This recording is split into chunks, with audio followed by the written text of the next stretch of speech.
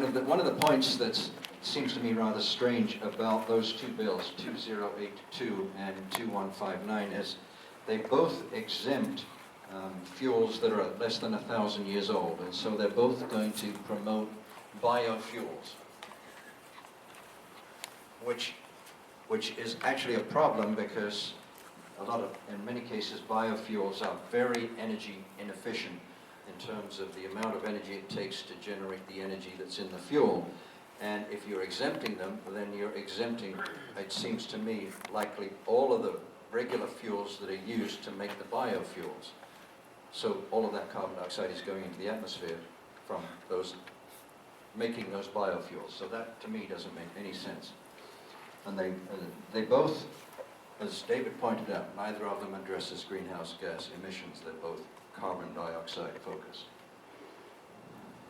So now what we're going to do is look at the cap approach, which is a different approach. What we do with the cap approach, and Tom's very familiar with this one, he's going to tell me, and you, if I'm totally wrong on what I'm saying here. The basic idea with the cap is we decide what we will accept as a total emissions from this legislative area, governmental area, and cap the amount of emissions that are going to be allowed out. Then we do something like issue permits up to that limit. Polluters can buy the permits and pollute up to their limit. The permits may be sold or auctioned if a company doesn't need as many permits as it has, and that's the trade part of this idea. And, okay, the emissions cap then is lowered annually to a target level of emissions. So the polluters get squeezed year after year. There may be, some of these ideas include the idea of carbon offsets, which would allow potential polluters to buy something like growing trees to offset the pollution that they're resulting in emitting.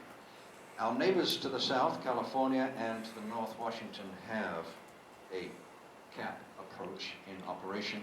Also, the Regional Greenhouse Gas Initiative, which is out east, comprising, I count them, I think it's 9 states out east, also has this kind of an approach. And if you're interested in looking into them, you can do that at rggi.org. It's called, this outfit is called RGGI for short. Now I'm going to introduce Tom Bowerman from the organization Policy Interactive. And Tom has introduced a bill into the, he's written a bill, he hasn't introduced it because he's not a representative, but he's persuaded Barnhart to introduce a bill, HB 3470, and Tom is going to talk to you about that one, which is on your list. And then after Tom, Sam Becker, I hope, is going to join us to talk about the 2 Oregon climate bills, one being a carbon fee and dividend bill, and the other being a cap bill. Thank you, Alan. You know, I've listened to a lot of explanations to the problem of greenhouse gas emissions, and I think yours is right at the top.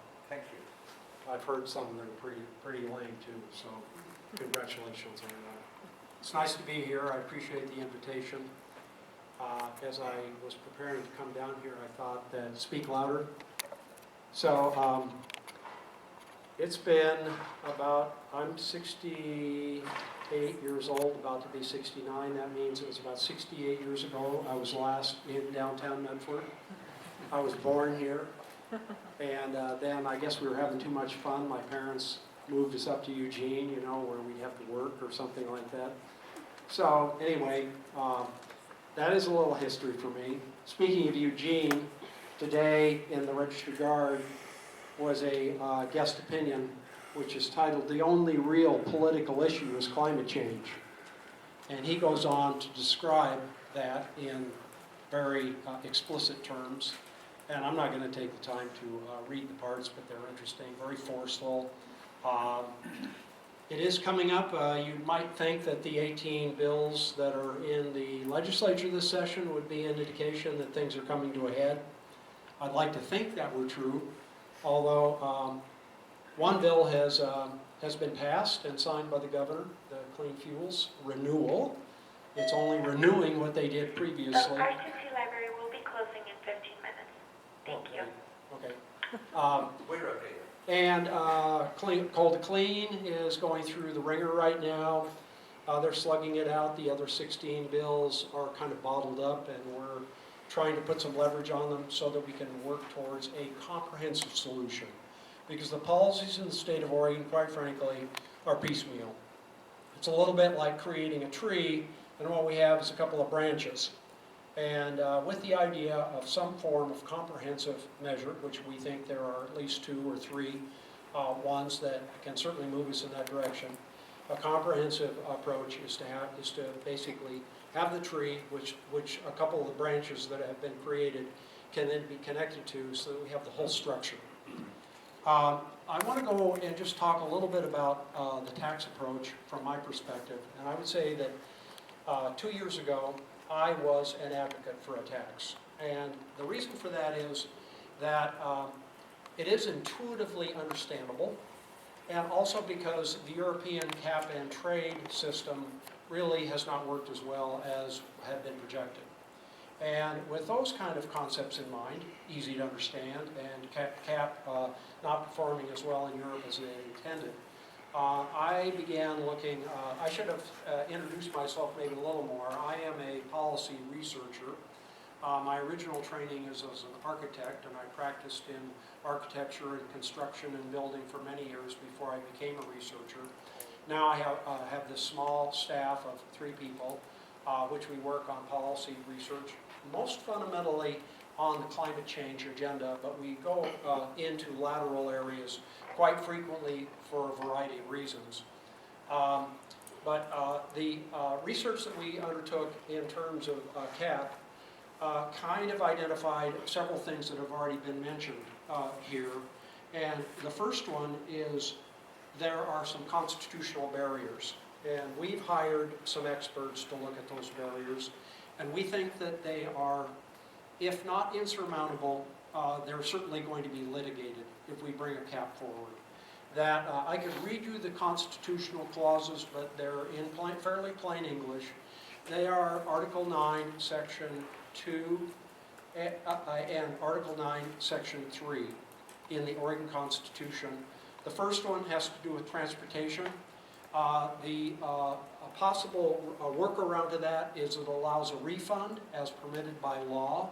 However, the question that arises from a constitutional perspective is that when you charge somebody at, say, the pump or from a fuel dispensary, and you're talking about a refund, can you use that refund to put it over to somebody else that didn't pay it? And that will be the issue that will be raised before the people that will absolutely, most predictably, appeal this workaround.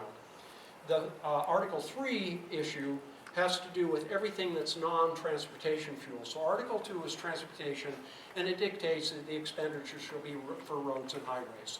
And we're talking about trying to basically find uses for a fee structure that goes to something more creative than more of what is part of the problem. So we're looking for the solution. So the refund could go back to taxpayers if, in fact, it can have that workaround. And our research indicates that that's a very problematical assumption. So that's item number 1 that we felt was difficult. Number 2 is that fees or taxes adopted in the legislature require a 3/5 majority. So if it's going to be a legislative solution, that's a barrier that we think is insurmountable in this particular legislative climate.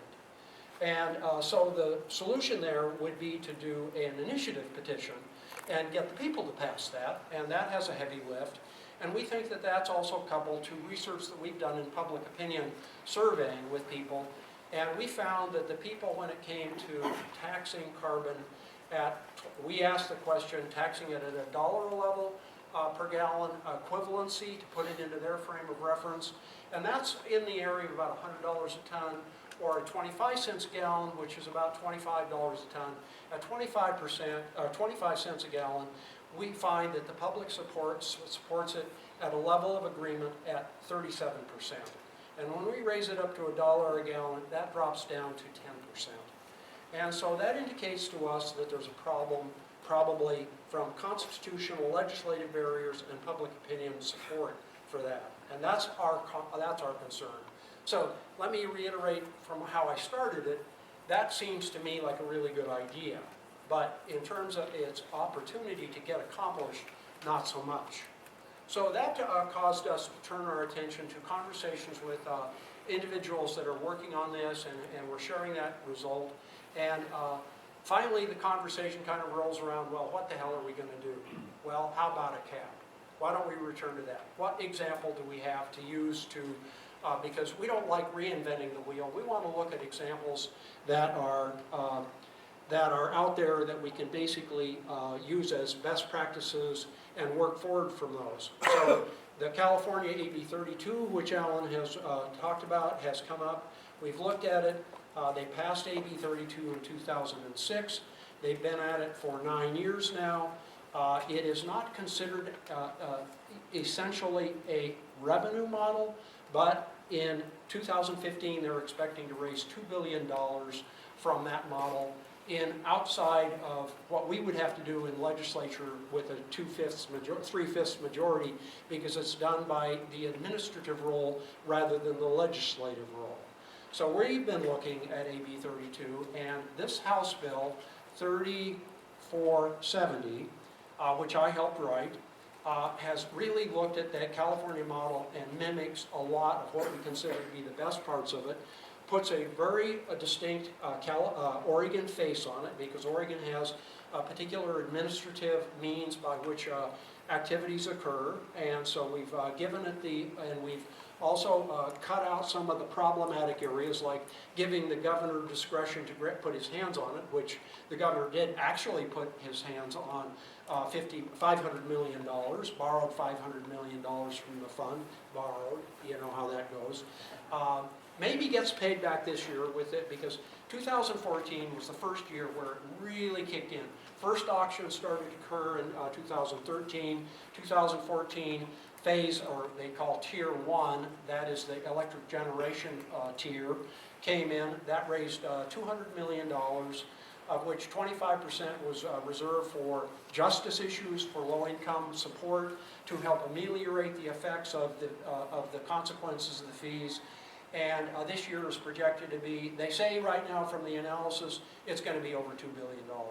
Oregon's economy is about 1/10. Take those figures, apply it to Oregon at 1/10 the rate, but proportionally about the same. If in fact we followed that particular pattern, that's what the model that I have worked on describes. And let me see if I can find my little cheat sheet so that I can kind of go through that list of bullets. The bullets are, it limits and reduces greenhouse gases with at specific and finite targets and timelines. It defines greenhouse gases comprehensively, as Alan was talking about, where we're not talking about carbon emissions per se, but we're talking about this family of emissions that contribute in equivalency rates, that way. It requires the use of best science to identify the key targets. The bill itself does specifically identify those targets in there, and it says not less than 2020 levels at 15% below where we were at 1990, and 75%, at least 75% below what it was by the year 2050. And those are that was the policy objective that was adopted by the legislature in 2013 with no teeth. And so what this does is that it takes that policy objective and gives it the teeth that are necessary to basically, and it authorizes an agency, the Environmental Quality Commission and the Department of Environmental Quality, to make it happen. And so it provides that state agency responsibility and authority. It gives state agencies strategic implementation discretion to make those targets, which includes market-based auctions and market-based mechanisms to pull it off. So that's an authorization that the legislature gives. It doesn't require that they use it, but that's the same approach that California did, so we're mimicking that approach, and California went right for it because we don't think that you're going to get there without employing it that way. It requires, this is something that California doesn't do, but we think it's a good idea, requires 5-year reporting and strategic adjustments. In other words, if we're not making the targets to get to 2020 and then to 2050, 5-year increments, if we're not on that line, we tighten the bill a little bit more. If we're steeper and there's economic repercussions, they're permitted to loosen it up a little bit. The RCC library is now closed. It provides mitigation for low-income communities. It specifies that they will be provided so that it ameliorates the negative effects for a justice component in it, because there are low-income communities that don't have the same flexibility as middle and high-income individuals. It integrates all the existing regulations that we presently have into a single comprehensive program so that they're not piecemealed. And it integrates with neighboring state actions for greater consistency and impact. So I think I might just leave the remainder. I might say one thing about California. In the last several days, kind of preparing for this, I have been analyzing that, and I have some excerpts and quotes if that needs to come up, but I will just summarize that they are not experiencing negative impacts in their economy as a consequence of this. It isn't necessarily positive, it isn't necessarily negative. One thing that's pointed out that many businesses, only a small component, like 1.4% of California's small businesses account for their energy component. And to the extent that that is altered modestly by this particular regulation at this stage, is not having any impact on them at all. Now, of course, there are going to be certain business components that are going to be affected. And we might as well face up to the fact that when we have a bad, sort of like smoking or other things that we talk that are bad, if we're going to have to reduce those businesses are going to have to make adjustments. But tough luck, you know, the buggy whip business, when the automobile age came into fruition, went by the wayside. And so that's my personal response. That's what they're doing in California. They're basically applying these allocations and limitations to these industries at the earliest possible stage when it either enters the state or when it's manufactured in the state. At this particular point, at this stage, they're at Tier 2, that's at 85% of regulation of their carbon emissions. They are not seeing any negative impacts reported. Thank you.